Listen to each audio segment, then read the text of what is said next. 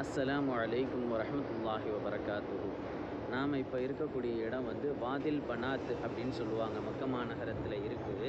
இந்த இடத்துக்கு ஏன் இந்த பேர் வந்துச்சுன்னு சொன்னால், ஜாஹிலியாவுடைய காலத்தில் பெண் பிள்ளைகள் பிறந்துட்டாலே ஒரு அவமானமாக நினச்சாங்க.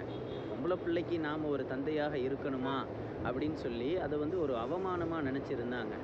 ஒரு சமயத்தில் பெருமானார் ஸல்லல்லாஹு அலைஹி வஸல்லம் அவர்களுடைய மஜ்லிஸில் கைஸ் இப்னு ஆசிம் ரலியல்லாஹு அன்ஹு அவங்க திடீர்னு சில நேரத்தில் சிரிப்பாங்க, திடீர்னு சில நேரத்தில் அழுவாங்க.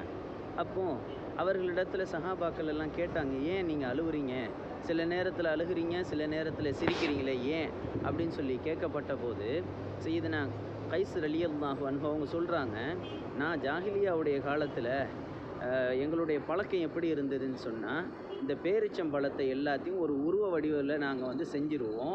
செஞ்சு எங்களுக்கு எந்த பகுதி தேவையோ அந்த பகுதியை எடுத்து நாங்கள் சாப்பிடுவோம். எங்களுடைய சிலையாக வடித்து அதை நாங்கள் வந்து சாப்பிடுவோம் அப்படின்னு சொல்லி சொன்னாங்க. இதையெல்லாம் நினச்சி நான் சிரித்தேன் அப்படின்னு சொன்னாங்க. சரி, சிரித்தது சரி, ஏன் அழுறீங்க அப்பப்போ அப்படின்னு சொல்லி கேட்டபோது அவர்கள் சொன்னார்கள், பெருமானார் ஸல்லல்லாஹு அலைஹி வஸல்லம் அவங்கள்ட்ட போய் சொல்கிறாங்க, நாயகமே, நான் ஜாஹிலியாவுடைய காலத்தில் எனக்கு 8 பிள்ளைகள் பிறந்துச்சு நாயகமே. 8 பிள்ளைகளையுமே நான் உயிரோடு கொண்டு போய் புதைச்சிட்டேன் நாயகமே அப்படின்னு சொல்லி சொன்னாங்க. அப்போது இந்த உயிரோடு புதைச்சதுக்கு அல்லாஹ் என்னை மன்னிச்சிருவானா, இதுக்கு நான் என்ன இஸ்திக்ஃபார் செய்யணும், இதுக்கான பரிகாரம் என்ன நாயகமே என்று அவர்களிடத்தில் பெருமானார் ஸல்லல்லாஹு அலைஹி வஸல்லம் அவர்களிடத்தில் அவங்க கேட்குறாங்க. உடனே பெருமானார் ஸல்லல்லாஹு அலைஹி வஸல்லம் அவங்க சொன்னாங்க, ஒரு பிள்ளைக்கு ஒரு ஒட்டகம் வீதம் 8 ஒட்டகத்தை நீங்கள் சதக்கா செய்யுங்க, உங்களுக்கு அது கஃபாராவாக ஆகும்னு சொன்னாங்க பெருமானார் ஸல்லல்லாஹு அலைஹி வஸல்லம்.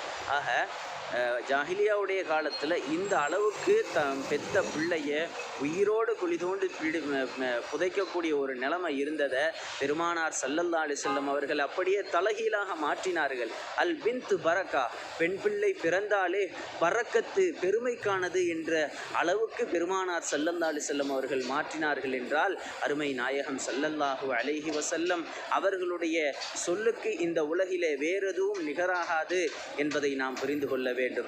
அந்த வாதில் பனாத், அந்த குழந்தைகளை புதைக்கக்கூடிய பழக்கம் கொண்டவர்கள் எல்லாம் புதைத்த இடம்தான் இது.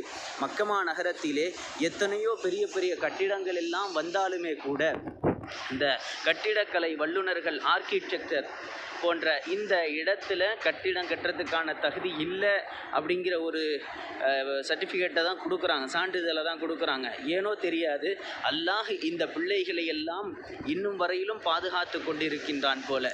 அல்ஹம்துலில்லாஹ், அல்ஹம்துலில்லாஹ். வஸ்ஸலாமு அலைக்கும் வரஹ்மத்துல்லாஹி வபரகாத்துஹு.